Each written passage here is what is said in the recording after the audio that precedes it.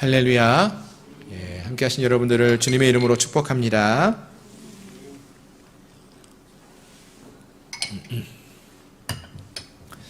목회자로서 성도님들에게 듣게 되는 이야기 중에서 참 마음이 기쁘게 여겨지는 이야기 중에 이야기들이 참 여러 가지가 있는데, 그 중에 하나가 이런 이야기를 듣는 것입니다. 목사님, 기도하는 것이 너무 기뻐요 하는 이야기를 듣는 것이겠죠.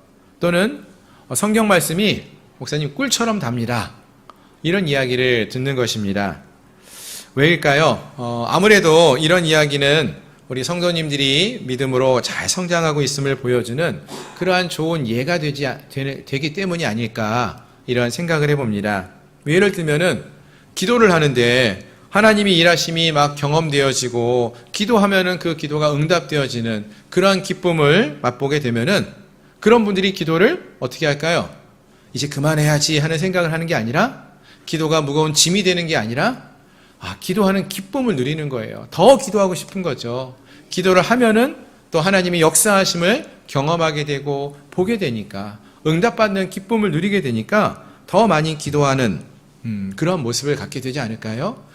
기도해라가 아니라 기도하고 싶은 마음으로 기도하지 될 것 같습니다.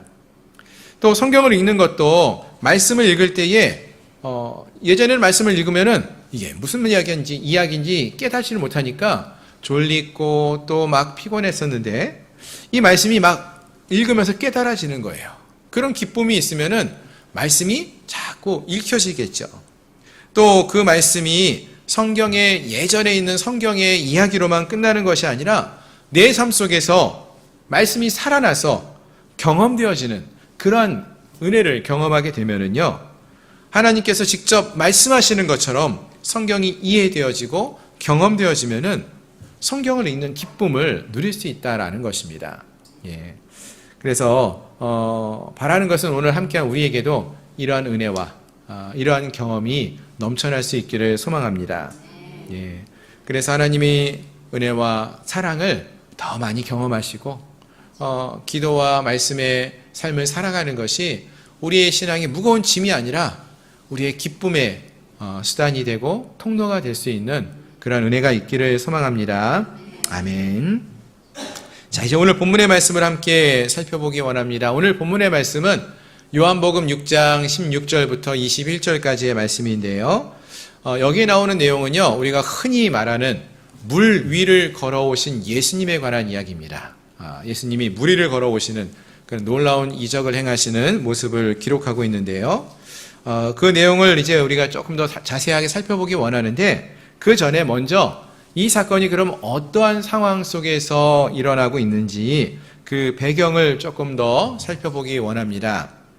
자, 오늘 본문의 사건은요, 어떤 배경 속에서 일어나는가 하고 그 앞단락에 나오는 이야기를 좀 보시면은, 우리가 너무나 잘 아는 오병이어 사건이 그 앞에 요한복음 6장 1절부터 15절까지 해서 나오고 있습니다. 오병이어, 어떤 사건이죠? 보리떡 5개, 오병이어, 물고기 2마리로 5,000명이 넘는 많은 사람들이 먹었던, 예수님께서 떡 5개와 물고기 2마리로 5,000명이 넘는 많은 사람들을 먹이신 사건, 그 사건이 있은 이후에 오늘 본문의 사건이 일어나고 있는 것이죠. 자, 근데 여러분, 이 오병이어 사건을 우리가 잠시 생각해 보기 원하는데요. 이 말씀을 요한복음을 읽다가 보면은요, 요한복음 6장 6절 이하에서 좀 재밌는 표현을 보게 됩니다. 자, 먼저 예수님께서 큰 무리가 자기에게 오는 것을 보시고 제자 중에 한 명이었던 빌립에게 이렇게 묻습니다. 우리가 어디서 떡을 사서 이 사람들을 먹이겠느냐 하고 이렇게 말씀하셔요. 근데 이것을 예수님께서 빌립을 시험하고자 하심이라, 이렇게 성경이 말해주고 있다는 것이죠. 그러니까 예수님께서 빌립에게 시험하려고 이렇게 말한다는 거예요. 즉, 이 말은 오병이어의 이 사건을 통해서 예수님께서는 제자들의 그 믿음을 시험한다라는 것입니다. 그럼 어떻게 시험을 하셨다고요? 예수님께서 이렇게 말씀하셨죠. 우리가 어디서 떡을 사서 이 사람을 먹이겠느냐 하고 질문하셨어요. 그럼 이에 대해서 제자들이 뭐라고 대답을 했을까요? 오늘 본문에서는 이 요한복음 6장에서는 2명의 제자가 대답을 하는 것을 살펴볼 수 있는데요. 첫 번째 빌립이 이러한 대답을 합니다. 7절을 보면은 빌립이 먼저 말을 합니다. 각 사람으로 조금씩 받게 할지라도 200데나리온의 떡이 부족하리이다 라고 말을 합니다. 200데나리온이라고 하면은 한 사람이 성인이 하루 일당이 1데나리온이니까 뭐 거의 200일, 거의 1년 가까이 되는 그러한 연봉이라고 할 수 있는데요. 어마어마한 양이라는 것입니다. 이렇게 많은 돈이 있어도 부족할 것 같습니다 라고 대답을 했습니다. 근데 여러분, 이상하지 않습니까? 예수님의 질문은 뭐였어요? 예수님은 어디서 떡을 사서 이들을 먹이겠느냐? 이게 질문이었잖아요. 그러면 대답은 뭐라고 해야 됩니까? 글쎄요, 예수님, 어디를 가면 떡을 살 수 있습니다. 누구에게 가면 떡을 얻을 수 있습니다. 이게 대답이 되어야 할 텐데 빌립의 대답은 뭐라고 했습니까? 200데나리온도 부족합니다, 예수님. 이렇게 대답하고 있어요. 무슨 말인가 하면은요, 사실 빌립은 지금 예수님 생각해 보세요. 떡 살 돈도 없는데 어디서 떡을 살 것을 왜 걱정하십니까? 이런 이야기예요. 자, 그러면 또 두 번째로 또 다른 제자 안드레는 어떻습니까? 안드레는 9절에서 이렇게 말을 합니다. 예수님이 이제 어디서 떡을 사서 이 사람 먹이겠느냐 이렇게 물어보시니까 안드레가 9절에서 이렇게 말을 하기를 여기 한 아이가 있어 보리떡 5개와 물고기 2마리를 가지고 있나이다. 그러나 그것이 많은 사람에게 얼마나 되겠사옵나이까 하고 대답을 합니다. 안드레의 답은 어디에서 떡을 얻는다는 거죠? 이 아이에게서 떡을 얻는다는 거예요. 그 아이에게서 떡을 가져올 수 있는데 그 떡의 양이 너무 적다는 거죠. 보리떡 5개와 물고기 2마리 이것뿐입니다. 이거 가지고 어떻게 할까요? 이것뿐입니다. 이렇게 말을 합니다. 자, 그럼 여러분 예수님의 질문에 누가 맞게 대답한 것 같습니까? 빌립인 것 같아요? 아니면 안드레 같아요? 여러분 일단은 예수님이 기대했던 답이 있다면 그건 무엇이었을까요?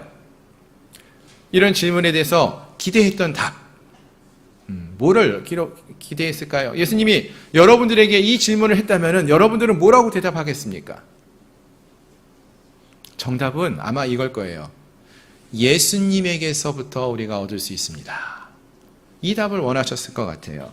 우리가 어디에서 떡을 사서 이 사람을 먹이겠느냐 이 질문에 대해서 우리가 예수님에게 가면은 그 떡을 얻을 수 있습니다. 이 답을 원하셨을 것입니다. 즉 예수님이 이들을 먹이시는 분이라는 것을 알라는 것이죠. 그것을 알려주기 원했다는 것입니다. 여러분 사실 구약 시대에 보시면은요, 광야에서 하나님께서 이스라엘 백성들에게 가르쳐 주신 말씀이 있어요. 어떤 내용을 말씀하셨냐면은 신명기 8장을 보시면은 이런 말씀이 있습니다. 너를 낮추시며 너를 줄이게 하시며 또 너도 알지 못하며 내 열조도 알지 못하던 만나를 내게 먹이신 것은 사람이 떡으로만 사는 것이 아니요 여호와의 입에서 나오는 모든 말씀으로 사는 줄을 내가 알게 하려 하심이라. 아멘. 그러니까 하나님의 입술에서 나오는 말씀으로 하나님의 백성들은 사는 것이다 라는 것을 알려주시는 거죠. 또 만나를 통해서 하나님이 이들의 배를 채우시는 그런 공급하시는 분이 되신다는 것을 알게 하신다라는 거예요. 그렇습니다. 하나님이 이스라엘 백성들을 먹이시고 돌보시는 분이심을 알게 하려고 이렇게 시험하셨다라는 것입니다. 마찬가지로 오병이어의 기적을 통해서 예수님은 제자들에게 그들과 함께하고 있는 예수님이 누구인지를 알라고 알려주고 계시는 거예요. 즉 주님이 그들을 먹이시고 돌보시는 분이라는 것을 알려줍니다. 어디에서 이 떡을 얻을 수 있느냐? 바로 예수님에게서라는 것이죠. 마찬가지입니다. 오늘 우리도 이 사실을 기억하고 우리의 마음에 새길 수 있기를 소망합니다. 아멘. 여러분, 우리를 돌보시는 분이 누구시죠? 정말 믿으십니까? 우리를 먹이시는 분이 누구이십니까? 예수님이신 걸 믿으시길 바랍니다. 우리가 이 땅을 살아가면서 정말로 힘들고 어려운 순간들이 있어요. 그때마다 우리가 과연 어떻게 살 수 있을까 고민하고 있을 때에 우리를 돌보시고 우리를 책임져 주실 수 있는 분은 예수님이라는 사실을 기억하고 그 주님 앞에 나아가서 주께 구할 수 있어야 한다는 거예요. 그런 믿음을 갖고 주 앞에 나아가 구할 때에 주께서 우리를 돌보시고 먹이시는, 책임져 주시고 인도해 주시는 그런 주로 함께 하실 줄 믿습니다. 예수를 믿는 자들은 이런 믿음을 갖고 살아가는 자들이에요. 당장 눈앞에 보이는 상황과 환경이 어렵다 할지라도 하나님이 지금까지 우리를 이끌어 오셨음을 기억하며 믿으며 그 주님이 나와 함께하고 계시고 우리의 삶을 인도하실 것을 믿으며 나가는 믿음의 삶을 살아가는 자들입니다. 오늘 함께한 우리에게 우리 모두가 이러한 믿음의 삶을 살아갈 수 있기를 소망합니다. 아멘. 자, 이러한 사건이 오늘 본문의 앞단락에서 있었습니다. 즉 예수님이 이들을 돌보시고 또 먹이시는 분이 되신다라는 것을 이 오병이어의 사건을 통해서 많은 사람들과 제자들에게 알려주셨어요. 그 다음에 오늘 본문 16절의 말씀이 시작되는데요. 16절을 보시면 제자들은 이제 갈릴리 바다에 내려가서 배를 타고 건너편 가버나움으로 가게 됩니다.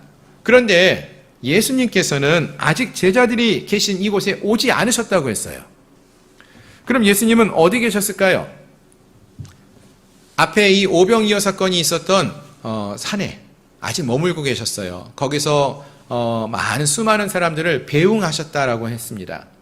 그리고 또 마가복음 같은 본문을 다루고 있는 마가복음 6장에서 보시면은요, 예수님께서는 그 이후에 혼자 산에 가셔서 기도하러 산에 가셨다. 이렇게 마가복음 6장에서는 또 말해주고 있습니다. 어쨌든 오병이어의 기적이 있은 이후에 해는 저물었고요. 그리고 제자들만 바다에 내려가서 배를 타고 가버나움으로 향하게 되어집니다. 자, 그런데 이때 갑자기 어떤 일이 벌어집니까? 큰 바람이 불어서 파도가 일어나기 시작했습니다. 여러분, 이 배에는요, 지금 누가 타고 있냐면 예수님의 제자들이 타고 있어요. 근데 예수님의 제자 중에는 어떤 사람들이 있냐면은, 갈릴리에서 일평생 어부로 살았던 사람들이 있어요. 우리가 잘 아는 사람, 베드로, 안드레, 야고보, 요한은요, 원래 어부예요. 이 가버나움 근처에서 어부로서 일평생 살았던 그러한 사람들이에요. 그러면은 배를 잘 몰까요? 안 몰까요? 잘 몰고요. 뭐 일기도 잘 알고요. 어떻게 하면은 이 바다를 잘 배를 타고 갈 수 있는지 잘 아는 사람들입니다. 그런데 이들이 바람이 일고 폭풍과 있는 가운데 배를 갖고 나갔고요. 그 가운데에서 벗어나지를 못해요. 그 어려움 속에서 아주 심각한 일이 벌어진 것입니다. 특히 마가복음 저자는요, 이때가 밤 사경 때라고 이렇게 말을 합니다. 밤 사경은 오늘날 우리 시간으로 생각해 보면 새벽 3시부터 6시까지예요. 그러니까 해가 지고 나서 사람들을 보내면서 이제 배를 타고 제자들이 떠났죠. 갈릴리 바다를 타고 가버나움 넘어오는데 새벽 3시나 6시 될 때까지 아직도 바다 위에 떠 있어요. 그러니까 바다 위에서 적어도 3, 4시간 동안에 풍랑과 싸우고 있는 거예요. 여러분, 이때 그럼 제자들의 마음은 어떠했을까요? 제자들 마음이 여러 가지 마음이 들었을 것입니다. 한편에서는 거친 풍랑이 두렵기도 했을 것이고, 또 한편으로는 그 마음속에 왜 갑자기 이렇게 바람이 부는 거지? 어디서 이 바람이 시작된 거야? 아까는 괜찮았는데? 뭐 이런 마음도 들었을 것이고요. 파도가 너무나 거친데 어떡하다, 이런 마음도, 두려운 마음도 들었을 것입니다. 왜 우리가 바다를 건너려고 하는데 이런 일이 왜 생긴 걸까? 이런 마음도 들죠. 또 왜 예수님은 하필 이때 우리 곁에 계시지 않는 거야? 이런 마음도 들었을 거예요. 왜요? 바로 직전까지 예수님이 그들과 함께하고 있었잖아요.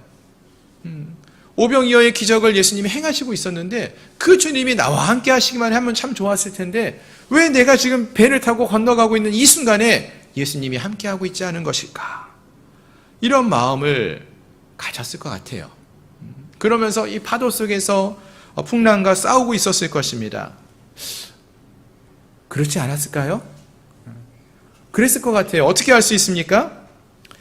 사실 우리들도 이와 비슷한 경험을 우리의 인생 속에서 종종 하기 때문에 그 마음을 잘 알 수가 있어요. 우리 마음을. 여러분, 우리의 인생 속에서도요, 인생의 큰 파도를 경험할 때가 있지 않습니까? 물론 주님께서 우리의 필요를 채우시고 공급해 주시고 인도하심을 경험하기도 합니다. 그런 일을 경험할 때도 있었어요. 하나님 감사해요. 이렇게 막 넘치는 은혜를 우리에게 부어주시고 필요를 채워주시고 감사합니다. 이럴 때도 있어요. 그런데 그러다가 또 어느 순간에는 너무나 힘들고 어려운 일을 경험할 때가 있어요. 마치 아무리 노를 저어도 풍랑이 이는 이 바다를 헤쳐나가지 못한 채 점점 힘을 잃고 낙심하게 되고 두려움 속에 갇히게 되는 이 제자들처럼 우리의 힘만으로는 문제를 해결할 수도 없고, 그래서 주님을 찾고 도움을 구해보지만 왠지 그럴 때는요, 우리가 기도해도 하나님이 응답하지 않는 것처럼 여겨지는 때가 있다는 거예요. 주님이 우리와 함께하지 않는 것처럼 생각이 들 때가 있어요. 그런데 여러분, 오늘 본문을 보시면은 제자들이 바다 위에서 이렇게 풍랑으로 인하여서 힘들어하고 지쳐있을 때, 그때 그곳으로 누가 다가오는지 아십니까? 한 사람이 다가오고 있었죠. 누가 다가오셨습니까? 예수님께서 바다 위로 걸어서 배에 가까이 오셨다라고 했어요. 즉, 우리 주님께서는요, 주의 백성들을 폭풍우 속에 홀로 내버려 두시는 분이 아니라는 것이죠. 그의 백성들 가까이 다가오시는 분이에요. 그들을 돌봐주시는, 그들과 함께 하시는 그러한 분이 되신다는 것입니다. 아멘. 우리 인생 속에서 그렇게 역사하셔요. 믿으시길 바랍니다.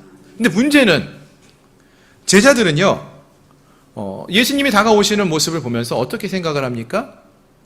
그들의 생각을 뛰어넘어서 오시죠. 바다를 배 타고 오셔야 되는데 예수님이 어떻게 오셨어요? 생각을 뛰어넘어서 바다 위를 걸어오셨대요. 그 모습을 보고는 어떤 마음이 들까요? 두려운 마음이 드는 거예요. 예. 여러분, 예수님이 오셨으면 안 두려워해야죠. 예수님과 함께 할 수 있으니까 두렵지 않아야 되는데, 예수님이 오셨는데 왜 제자들은 그럼 두려워하는 걸까요? 예수님이 그들 곁에 계심을 알지 못하기 때문이고, 예수님이 오셨는데 예수님이 오셨다는 것을 깨닫지 못하고 있기 때문에, 예수님이 누구인지를 제대로 알아보지 못했기 때문이라는 것입니다. 같은 본문을 다루고 있는 마가복음에 보시면은요, 제자들이 이렇게 물 위를 걸어오시는 예수님을 보고는요, 뭐라고 외쳐요? 유령이다. 이해되죠? 어두운 밤인데, 거기 가로등이 있는 것도 아니잖아요. 갈릴리 바다. 폭풍우가 치고 있으니까 달빛이나 이런 것도 밝지 않았을 텐데, 어두운 밤에 저기서 누가 걸어와요. 무섭죠. 유령처럼 보일 수 있어요. 그래서 제자들이 예수님을 보면서 유령이다 이렇게 소리를 칩니다. 그러자 예수님께서 제자들에게 말씀하십니다. 뭐라고 말씀하십니까? 오늘 본문을 보니까 20절, 우리 20절 말씀 같이 한번 읽어볼까요? 시작. 내니 두려워하지 말라 하신대. 아멘. 내니 두려워하지 말라. 예수님이 이렇게 말씀하셔요. 무슨 말입니까? 내가 너희와 함께하고 있으니 두려워하지 말라는 거예요. 내가 누구인지 알고 두려워하지 말라. 이렇게 말씀하고 있다는 것입니다. 사랑하는 성도 여러분, 오늘 이 말씀에 우리가 귀를 기울일 수 있기를 소망합니다. 아멘. 여러분, 주님께서 내니 두려워하지 말라. 내가 누구인지 알고 두려워하지 말라고 하셔요. 그런데요, 이 말씀은요, 오늘 이 요한복음 6장에서만 나오는 말씀이 아니에요. 사실은 성경을 보면은요, 너무나 많은 곳에서 하나님께서는 이 말씀을 반복해서 해주고 있어요. 얼마나 이스라엘 백성들이 많은 어려움에 처하는 삶을 살아가고 있는지를 우리에게 말해주는 것이고요. 또 얼마나 많은 이스라엘 백성들이 그 모든 순간마다 하나님을 생각하지 않고 두려워하면서 삶을 살아가는지 말해주고 있다는 것입니다.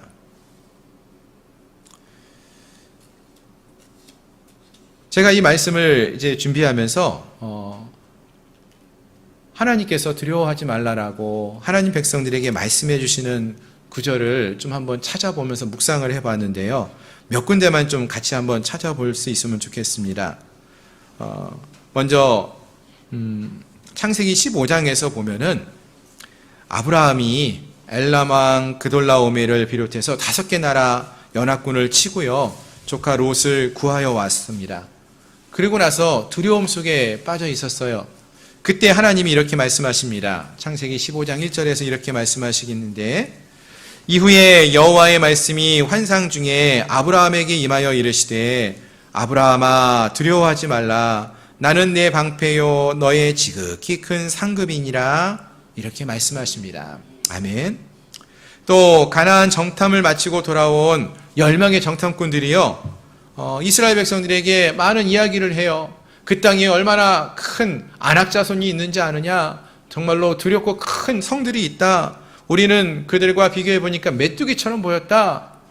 이런 이야기를 해요. 그러자 많은 이스라엘 백성들이 다 두려움 가운데 빠지게 되죠. 그때 이 두려워하는 이스라엘 백성들을 향해서 하나님의 사람 여호수아와 갈렙이 믿음으로 이렇게 고백을 합니다. 다만 여호와를 거역하지는 말라. 또 그 땅 백성을 두려워하지 말라. 그들은 우리의 먹이라. 그들의 보호자는 그들에게서 떠났고 여호와는 우리와 함께 하시느니라. 그들을 두려워하지 말라. 아멘. 또 가나안 입성을 앞둔 이스라엘 백성들과 여호수아에게도 하나님이 말씀하셔요. 신명기 1장 21절 보시면은요, 너희의 하나님 여호와께서 이 땅을 너희 앞에 두셨은즉 너희 조상의 하나님 여호와께서 너희에게 이르신 대로 올라가서 차지하라. 두려워하지 말라. 주저하지 말라. 아멘. 또 우리가 너무나 잘 아는 여호수아서 1장 9절 말씀입니다. 내가 내게 명령한 것이 아니냐? 강하고 담대하라. 두려워하지 말며 놀라지 말라. 내가 어디로 가든지 내 하나님 여호와가 너와 함께 하느니라. 아멘. 또 바벨론에 의해서 처참한 삶을 경험하게 될 이스라엘 백성들을 향해서 하나님은 선지자 이사야를 통해서 이렇게 말씀하십니다. 이사야서 41장 10절 말씀입니다. 두려워하지 말라. 내가 너와 함께함이라. 놀라지 말라. 나는 내 하나님이 됨이라. 내가 너를 굳세게 하리라. 참으로 너를 도와주리라. 참으로 나의 의로운 오른손으로 너를 붙들리라. 아멘. 신약시대에 로마를 향해서 가는 풍랑 속에 있었던 바울에게도 이렇게 말씀하십니다. 바울아, 두려워하지 말라. 내가 가이사 앞에 서야 하겠고 또 하나님께서 너와 함께 항해하는 자를 다 내게 주셨다 하였으니. 아멘. 여러분, 제가 몇 구절만 읽었어요. 성경을 찾아보시면서요, 두려워하지 말라 주님이 말씀하시는 구절을 찾아보면은요, 수백 구절이 넘어요. 왜 이렇게 여러 번 하나님께서 우리에게 말씀하시는 것일까요? 이스라엘 백성들에게 왜 두려워하지 말라고 말씀하시는 걸까요? 앞에서 말씀드렸지만 그만큼 우리의 인생 속에서 많은 두려운 상황들이 있기 때문일 것입니다. 하지만 이스라엘 백성들에게 이 사실을 알려주기 원하셨을 거예요. 모든 순간마다 두려워하지 않을 수 있는 이유는 하나님이 그들과 함께 하실 때입니다. 하나님과 함께 하라는 거예요. 하나님이 함께 하시면은 우리가 두렵지 않다라는 것입니다. 두려워하지 말라. 내가 너와 함께함이라. 놀라지 말라. 나는 너의 하나님이 됨이라. 예. 주님이 그렇게 말씀해 주고 계셔요. 오늘 본문 속에서도요, 주님께서 두려움 가운데 있는 이 제자들을 찾아오셔서 말씀하십니다. 내니 두려워 말라. 내가 누구인지 좀 알고 두려워하지 말라. 내가 너희 곁으로 다가왔다. 너희와 함께하기 위해서 왔다. 두려워하지 말라. 나는 너희들의 필요를 채우고 너희를 공급해 줄 수 있고 너희를 돌보시는 하나님이 된다. 그 사실을 알라고 말씀해 주셔요. 거친 풍랑을 짓밟고 오시는 건너오시는 그러한 능력의 주가 되신다. 그러니 나를 알고 두려워하지 말라. 우리 주님이 말씀해 주신다라는 것입니다. 그렇습니다. 사랑하는 성도 여러분, 앞서 우리도 인생 속에서 어려움에 처할 때가 있다고 했습니다. 마치 망망대해, 그것도 어두운 밤에 홀로 거친 파도와 싸우는 것처럼 힘들고 어려운 상황과 환경을 헤쳐나가야 하는 그러한 삶을 살 때가 있습니다. 어떤 분들에게는 이것이 인간관계의 문제에 또 어려움이 될 수도 있고요. 또 어떤 분들에게는 이것이 재정적인 어려움이 될 수도 있을 것입니다. 또 어떤 분들에게는 미래에 대한 막연한 두려움이 될 수도 있을 것이고요. 또 어떤 분들에게는 이것이 건강에 대한 문제일 수도 있을 것입니다. 어떤 문제이든지 우리의 힘과 우리의 노력으로는 벗어날 수 없는 거친 풍랑의 삶 속에 머물 때가 있다라는 것입니다. 그래서 두렵죠. 어두운 밤에 홀로 그 풍랑과 싸운다는 것은 두려워합니다. 두려울 수밖에 없습니다. 그런데 그때 주님이 말씀하시죠. 내니 두려워 말라. 내가 너와 함께하기 위해 이곳에 왔다고 말씀하십니다. 그리고 내가 누구인지를 알고 두려워하지 말라고 말씀하신다는 거예요. 그렇습니다, 여러분. 우리 주님은요, 어떠한 분이십니까? 우리의 생각을 뛰어넘는 분이셔요. 거친 풍랑이 이는 바다를 건너오시는 분이 되십니다. 또한 주의 백성들의 필요를 아시고 채우시는 분이 되신다라고 했습니다. 우리가 이러한 주님을 받아들일 수 있기를 바랍니다. 오늘 본문을 보시면은요, 6장 21절을 보시면은요, 두려워하지 말라 하시는 그 주님의 음성을 듣고 제자들이 이에 기뻐서 배로 영접하니, 배는 곧 그들이 가려 했던 땅, 그 땅에 이르렀다. 이렇게 말씀해 주셔요. 기뻐서 예수님이 오셨다는 사실을 알게 되었을 때, 예수님이 함께하고 계시다는 그 사실을 깨닫게 되었을 때 기뻐서 그들이 배로 예수님을 모셨어요. 우리 표현으로 하면은 우리 주님을 우리의 마음에 영접했다라는 것이죠. 그렇습니다. 우리가 주님을 우리의 주로 영접하고 우리의 마음에 받아들이면은 우리 안에 평안이, 기쁨이 주어진다는 것입니다. 두려움이 사라지고 그리고 가려고 했던 그 땅에, 그 목적지에 이르게 된다라고 말씀해 주시는 것입니다. 바라는 것은 함께한 우리 모두가 혹시라도 우리의 삶 속에서 지금 환난과 역경의 시간을 경험하고 있다면은 이 시간을 통해서 우리가 그곳에 함께 하시는, 우리와 함께 하시는 예수님을 만날 수 있기를 바랍니다. 그리고 그 예수님을 만나는 은혜를 경험하고 그리고 그 주님을 무엇보다도 먼저 우리의 마음속에, 우리의 삶 속에 모셔드릴 수 있기를 소망합니다. 그분이 누구이신지를 우리가 깨달아 알고 경험하고 나아가는 그러한 은혜로운 시간이 우리에게 넘쳐날 수 있기를 소망합니다. 그렇습니다. 고난은요, 우리에게 주님을 하나님의 아들로, 또 우리를 구원하신 구원자로 참 하나님으로 만나게 하는 통로가 되고요, 그 주님이 어떠한 하나님이신지를 알게 해주는 그런 시간이, 기회가 되어집니다. 그래서 어떤 분들은 고난은 변장한 축복이다, 이런 말씀도 하셔요. 왜요? 그 시간을 통해서 우리가 하나님을 만날 수 있기 때문에 그런 축복의 시간이다 라고 말한다는 것입니다. 사랑하는 성도 여러분, 오늘 함께한 우리 모두가 하나님을 만나는, 진정으로 하나님을 만나고 경험하는 그 은혜가 있기를 소망합니다. 인생 속에서 힘들고 어려움의 시간이 있을 수 있죠. 그러나 그 시간을 통해서 우리가 간구할 때에 우리의 간구를 들어주시는 하나님을 만나는 시간이 되어질 수 있기를 바라고, 또 우리를 돌보시고 사랑해 주시고 우리를 인도해 주시는, 우리의 나아갈 길 그곳까지 함께 해주시는 그 주님을 만나고 경험할 수 있는 그러한 복된 주의 은혜와 사랑이 넘쳐날 수 있기를 소망합니다.